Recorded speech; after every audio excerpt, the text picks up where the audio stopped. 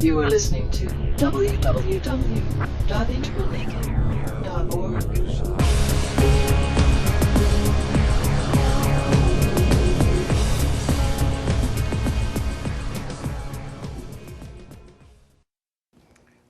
One of the truly great discoveries of the modern West, the modern postmodern West, has been stages, what we call zone 2 stages in the upper left quadrant. Now, what that means is basically it's the kind of stages you find when you look at Clare Graves or spiral dynamics or Piaget or Kohlberg or Gilligan or Jenny Wade or any of these, Bill Torbert, Suzanne Cook-Reuter, Jane Lovenger, and so on. These kinds of stages, Jane Lovenger, spiral dynamics, you can find in no contemplative texts anywhere in the world. You won't find them in any of the sutras, tantras. You won't find them in St. John and Teresa and so on. They have stages, but they're phenomenal stages you can see by looking within your mind.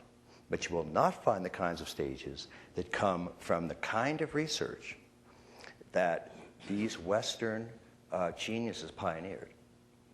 And that's why you can sit on your meditation mat for 20 years and you will never see something that says, this is a moral stage 2 thought. This is a moral stage 3 thought. This is an orange thought. This is a blue thought, and so on. So the reason you can't do that is these kinds of stages that were pioneered are the kinds of stages responding to specific questions, problems, conflicts, and it's what people have in common when they go through these. So you can't look in your mind and see what everybody has in common as they move through this. You can only see what you have. So the great traditions present, sometimes they have stages, but they're stages of states. And so gross, subtle, causal states.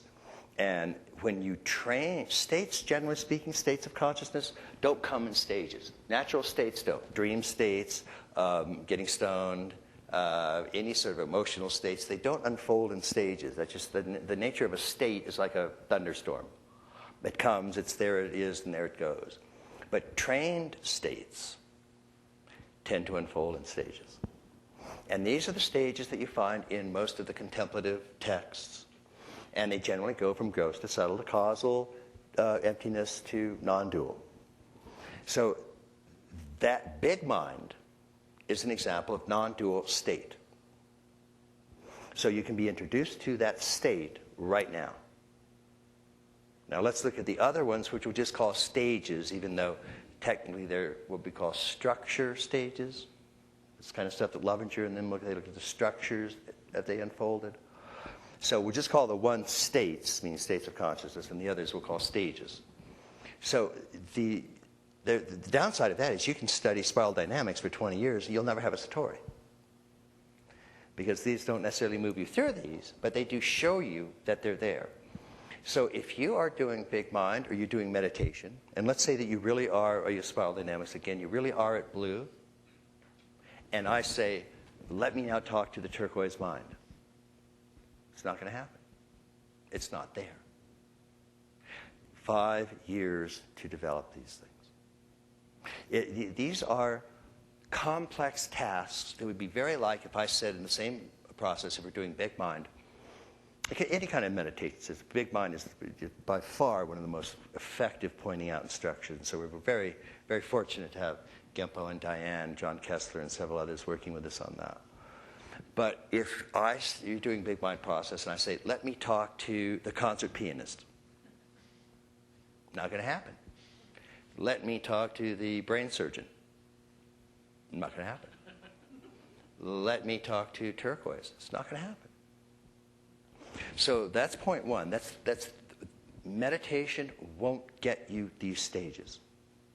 So you can be at red or blue or orange. You can be at blue and do big mind process. And you will get big mind, and you will get non-dual, and you'll be introduced to those states, and you're still at blue. Interesting. So that's point number one about why we want to use these two things together. Now there's a third thing that you won't get from either of those two. You won't get it from spiral dynamics, and you won't get it from meditation or big mind. And that is the shadow. the real shadow. The real shadow is something you're not conscious of. And most people say, shadow, yes, I know I have some aggression I'm not in touch with. No, if you're conscious of it, that's not it. It really is the unconscious. In Awakenings with Robert De Niro, who's coming out of, he's been in this coma basically, and it was the first time that they used dopamine to bring him forth. And he was a little bit cranky at one of the, he's just come out of a coma he's been in for 10 years, whatever it was. And he's really kind of a little bit belligerent. And one of the psychiatrists says, well, we have a lot of unconscious hostility, don't we? And he says, if it's unconscious, how would I know? That's right. So what happens with the 3-2-1 process, and you get more and more of it as the week goes on, is these three things we want. We want meditation, which is states. We want stages, and we want shadow. Those are the three S's. And there's not a single discipline anywhere that has those three. It's the first time we've really put them together in a way that's very, very effective. And so this is one of the reasons that to the extent that you want to increase healthy translation, this is one of the most effective ways to do so. And if you want to get into transformation, this is one of the most effective ways to do so. So the 3-2-1 process is, as you'll see, if you have a monster in the dream. Now, there are several ways to handle it. So there's the monster, and you feel fear. So you wake up and you go, I'm Vajrayana student. I'm advanced. I can handle this. I'm in touch with my fear. I won't hide it. I'm going to feel my fear now. I'm being very experiential, I'm not going to intellect or anything, so I'm going to just I'm so afraid, I'm so afraid. And then, if you're doing transmutation of emotions, then you can transmute this emotion into its corresponding wisdom. So that can be, depending on the various types of things, fear can open into an openness. Fear can open into an equal equanimity type of wisdom. So as you really get into the fear, and it's true, if you get into the fear, you can get into its corresponding wisdom. Unfortunately, the fear is an inauthentic emotion. It's a fraudulent emotion. Because what happens is the monster is your projected shadow. So what we do before you get in touch with inauthentic emotions and extend them to infinity and call that spirit, we say, wait a minute, let's have you identify with the monster. Let's see what that's all about. And so you'll see, you go through the 3-2-1 process. You'll start and you face the monster, then you talk to it, and then you be it. So now you're actually identified with the monster. And the first thing that might come up there is, I'm going to kill you. You're speaking as the monster now. Now we're getting somewhere.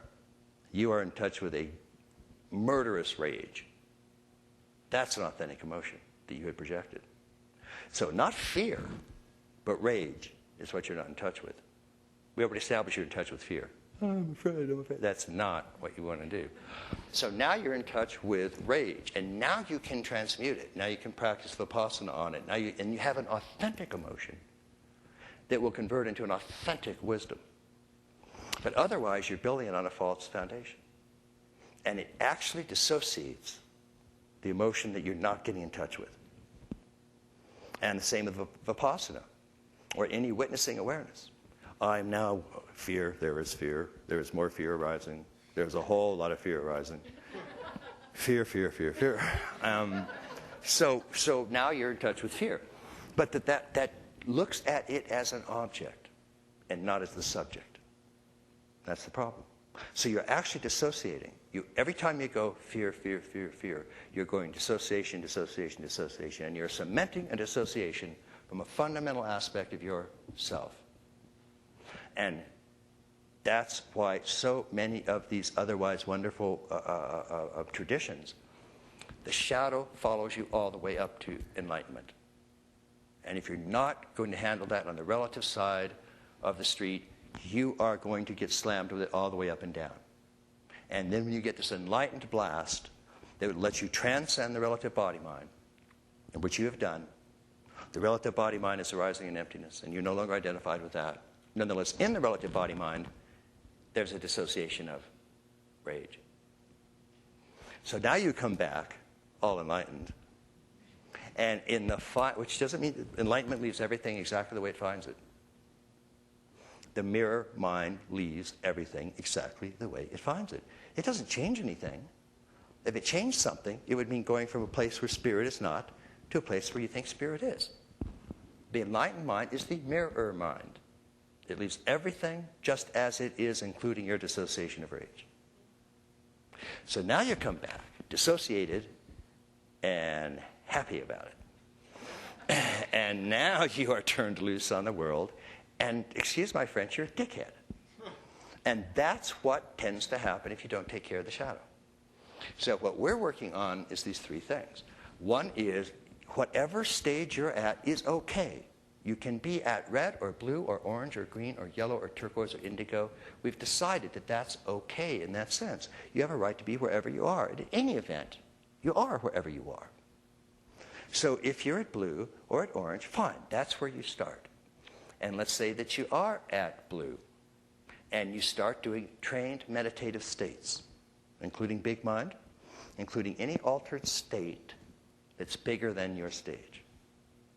And when that happens, there's a micro disidentification with that stage. And it will help you move to orange more quickly. So that's the positive aspect of what meditation can do in that sense. But we take you where we find you. So that's working with stages and introducing states. And then at any of those components, you want to work with the shadow.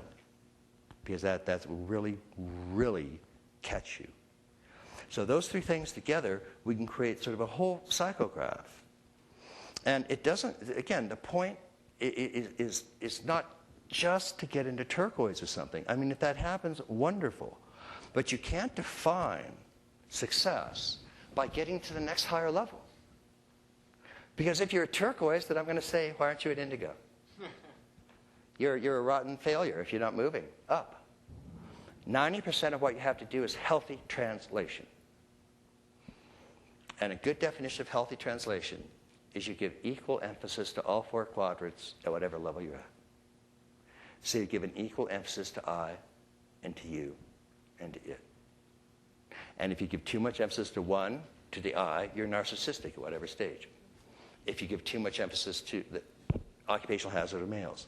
If you give too much emphasis to you, then you are in a state of fusion. You're lost in the other, occupational hazard of females. And if you give too much emphasis to it, then that's sort of a dissociated, not being in touch with interiors at all. So you want to start with a healthy translation at whatever stage you're at. And that means being aware of the quadrants, incorporating them to the extent that you can. Secondarily, get in touch with the shadow at whatever stage you're at. And then third, practice state training. Because state training, first of all, does two very important things. The gross, subtle, and causal, and I'll just use those three states, meaning sort of all of them. Those are authentic states of being. They are the Nirmanakaya and the Sambhogakaya and the Dharmakaya. And even an infant has Nirmanakaya, Sambhogakaya, Dharmakaya, even if they're at beige. So it might seem to say, if I'm at blue, oh, how depressing. I'm not going to get to know God until I'm up here. That's not true. You can know Dharmakaya right now. And it's authentic. Just like big mind, you can know it right now. But when you come out of that, you will interpret it and function at blue. You will have this background understanding, but you will still be functioning at blue. What will happen is it will help you move more quickly to the stages. So we want to combine all three of those, among other things. But a combination of all three of those gives you a most balanced way to find both, if you will, vertical health and horizontal health. Both of those are very important. And it also means don't worry about how many stages you have to go. You can get in touch with authentic Dharmakaya right now. You can get in touch with the God, the Father, the Son, and the Holy Spirit right now. And then that can be the foundation of whatever growth will occur.